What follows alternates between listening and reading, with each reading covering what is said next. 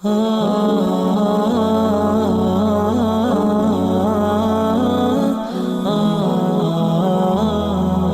আলাইকুম সবাইকে। আমি মুশফিকুর রহমান আপনাদের সাথে আছি। আমরা দেখতেছি পাইথন প্রোগ্রামিং সিরিজ যেখানে আমরা প্রজেক্ট দিয়ে পাইথনকে শিখতেছি। তো আমরা লাস্ট টিউটোরিয়ালে দেখেছি যে আসলে কিভাবে হচ্ছে কনস্ট্রাক্টরকে ইউজ করতে হয়। তবে একটা জিনিস আমরা যদি খেয়াল করি, এখানে কনস্ট্রাক্টর আমরা ইউজ করছি ঠিক আছে। বাট আমাদের রোল অথবা নেম চেঞ্জের ক্ষেত্রে দেখা যাচ্ছে যে আমরা বাইরে থেকে ইনপুট দিলেই হয়ে যাচ্ছে। মানে এটা সিকিউরড না। চাইলে কেউ কিন্তু চেঞ্জ করে ফেলতে পারতেছে। সো ওই সিকিউর ডাটার জন্যই আমাদের নতুন একটা টার্ম আছে আ ওপি তে সেটা হচ্ছে এনক্যাপসুলেশন। ঠিক আছে?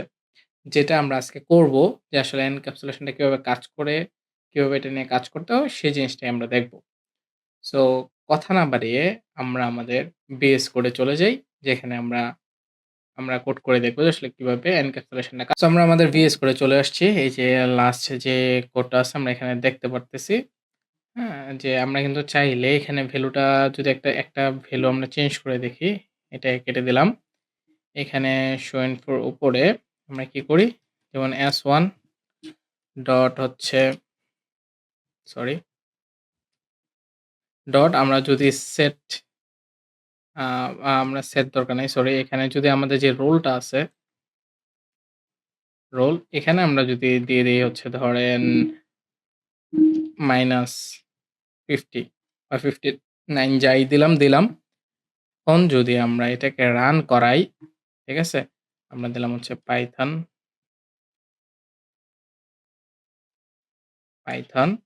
আ এখানে আমাদের ইয়ার নাম হচ্ছে basic.py, ওকে? basic.py। এখানে আমরা দেখতে পাচ্ছি যে মুশফিকুর রহমান অ্যান্ড হচ্ছে রোল নাম্বার হচ্ছে -59, ওকে? সো এটা কিন্তু আমরা চেঞ্জ করে ফেলছি, হ্যাঁ? এবং হচ্ছে ইনভ্যালিড একটা ইনপুটও আমরা দিয়ে ফেলছি। সো এইটাকে আমরা রোধ করার জন্য আমরা এনক্যাপসুলেশন টা ইউজ করতে পারি। চাইলেই হচ্ছে সরাসরি কেউ ডাটাটাকে অ্যাক্সেস করতে যেন না পারে, সেই জিনিসটাই আমরা এখন দেখব। সো সেটা কিভাবে করে? এনক্যাপসুলেশন টার্মের ক্ষেত্রে ডাটাটা সিকিউর করার জন্য ডাটাকে প্রাইভেট করে ফেলা আরকি। প্রাইভেট ডাটাকে আমরা চাইলে বাইরে থেকে অ্যাক্সেস করতে পারব না ক্লাসের বাইরে থেকে বা ওই ফাংশনের বাইরে। সো এখানে আমরা জাস্ট হচ্ছে একটা টার্ম ইউজ করব। সেটা হচ্ছে এই যে এই ডাবল ড্যাশ, ঠিক আছে? তাহলে এই নেমটা হয়ে গেল কি প্রাইভেট হয়ে গেল। এখানেও আমরা ডাবল ড্যাশ ইউজ করব। ওকে? সো এটা কি হয়ে গেল? এখানে আমাদের আ সরি, ওকে। তো যাই হোক, সরি, কন্ট্রোল জেড। ওকে। সো এখানে আমাদের উম একটু ঝামেলা করতেছে। এগুলো অফ করে দিতে হবে। যাই হোক, যেটা বললাম যে এখানে আমাদের ডাবল ড্যাশ দেওয়ার কারণে এটা এখন প্রাইভেট হয়ে গেছে। ঠিক আছে? সো এই ডাটাকে এখন আমি চাইলেই কিন্তু এখান থেকে অ্যাক্সেস করতে পারতেছি না। আমি ডাটাটাকে আ এখানে আমি সেট করতে পারব না। নতুন করে সেট করতে পারব না। আমি ফাংশন দেওয়ার সময় হয়তো এটা আমি দিয়ে দিচ্ছি। বাট আমি যদি এখন রান করাই, এখানে তো এরর দিচ্ছে। ঠিক আছে? সে কিন্তু নিচ্ছে না। কারণ কি? সে এখানে ডাটাকে প্রাইভেট করে ফেলছে। সো এটা অনেকটা এরকম যে আমরা যখন এটিএম মেশিন থেকে টাকা তুলি, টাকাটা কিভাবে আমাকে দিচ্ছে বা কাউন্টিং করতেছে ওই জিনিসটা কিন্তু আমরা জানি না। সো এটা হচ্ছে বাস্তব লাইফের উদাহরণ। অনেকটা এই ধরনের কাজই করে যে আমি পিন দিচ্ছি, সে আমাকে টাকা বের করে দিচ্ছে। সে কিভাবে কাজ করতেছে সেটা আমরা জানি না। তো অনেকটা এখন আমাকে সেই কাজটা করতে হইছে। আমি এখানে প্রাইভেট করে ফেলছি। এটা হচ্ছে আমাদের মূল ফাংশন। যেটা আমি এখন চাইলেই বাইরে থেকে অ্যাক্সেস করতে পারব না। আমি একটা ফাংশন বা আ ওই যে একটা ফাংশন ক্রিয়েট করে দেব যেটার মাধ্যমে তাকে অ্যাক্সেস করতে হবে। আবার আরেকটা ফাংশন ক্রিয়েট করব যেটার মাধ্যমে তাকে আমি কি করতে পারবো? তাকে ভ্যালু সেট করতে পারবো। ঠিক আছে? সেই জিনিসটা এখন আমরা করব। সেটা কিভাবে করতে হয়?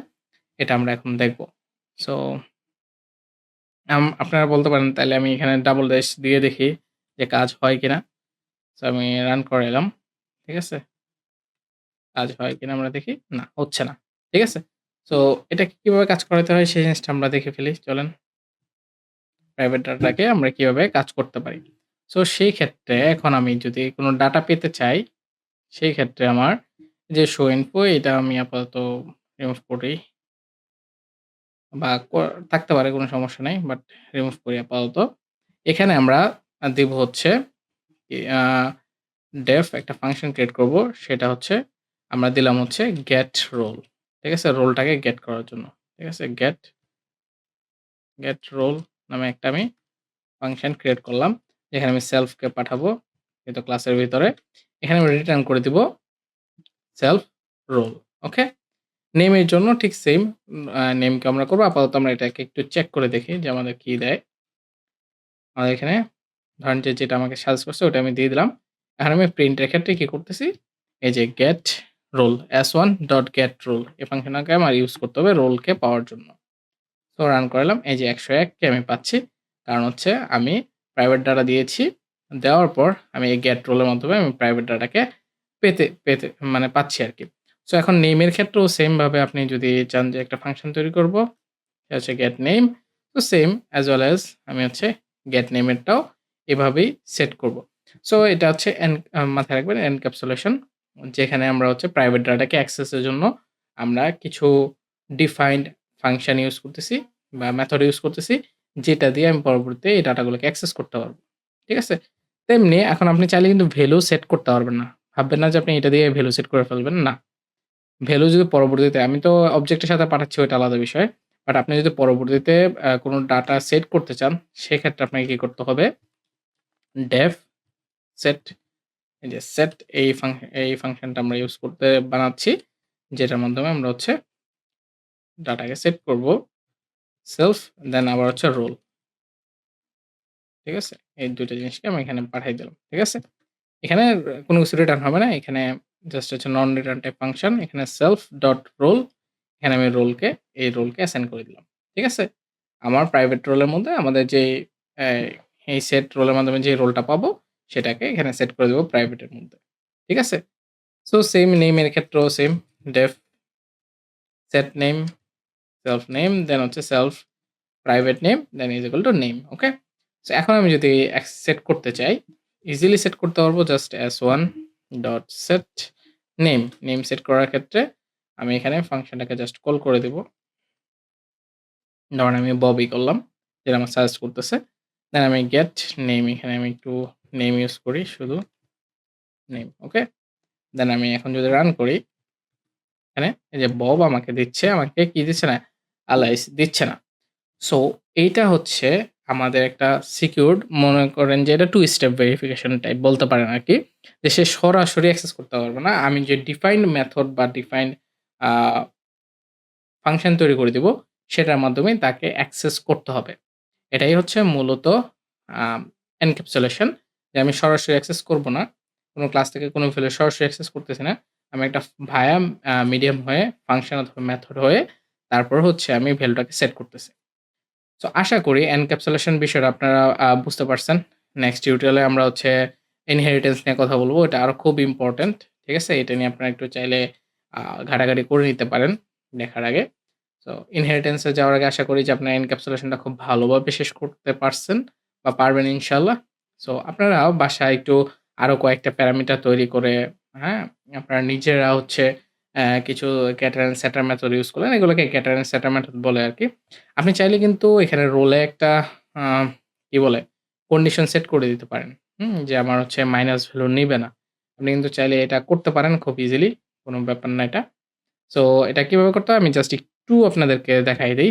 যে আমার সেট রোলের ক্ষেত্রে এখানে আমি বললাম হচ্ছে ইফ আমার যদি রোলটা আমার কি হয় 0 থেকে নিচে হয়, ঠিক আছে? 0 নিচে হইলে কি করবে? Roll number can not be negative. ঠিক আছে? রিটার্ন করে দিবে। আর যদি নেগেটিভ না হয়, তখন কি করবে? সে রোলের মধ্যে এই রোলটা সেট করে দিবে। যেমন এখন আমি যদি সেট রোল, এখানে দেখেন একটা আমি রোলটাকে লিখি। এখানে আমি ধরেন যে দিলাম হচ্ছে